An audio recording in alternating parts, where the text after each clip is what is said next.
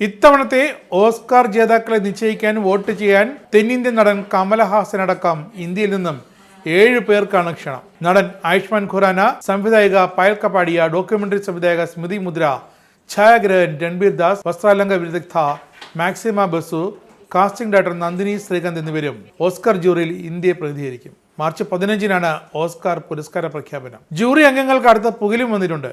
വോട്ടിങ്ങിന് മുമ്പ് എല്ലാ അക്കാദമി അംഗങ്ങളും ഓരോ കാറ്റഗറിയിലും നോമിനേഷനുകളിലെത്തുന്ന മുഴുവൻ ചിത്രങ്ങളും നിർബന്ധമായും കണ്ടിരിക്കണമെന്നാണ് Academy of Motion Picture Arts and Sciences പുതുതായി ഇറക്കിയ നിയമം. ഓസ്കാർ വോട്ടിങ്ങിനെ കൂടുതൽ കാര്യക്ഷമവും കൃത്യതയുള്ളതാക്കാനുമാണ് ഈ പുതിയ നിയമമെന്നാണ് അക്കാദമിയുടെ നിലപാട്. അംഗങ്ങൾക്ക് മാത്രമായുള്ള എക്സ്ക്ലൂസീവ് സ്ട്രീമിംഗ് പ്ലാറ്റ്ഫോമായ അക്കാദമി സ്ക്രീനിംഗ് റൂം വഴി സിനിമകൾ അംഗങ്ങൾ കാണുന്നത് എല്ലാം ട്രാക്ക് ചെയ്യും.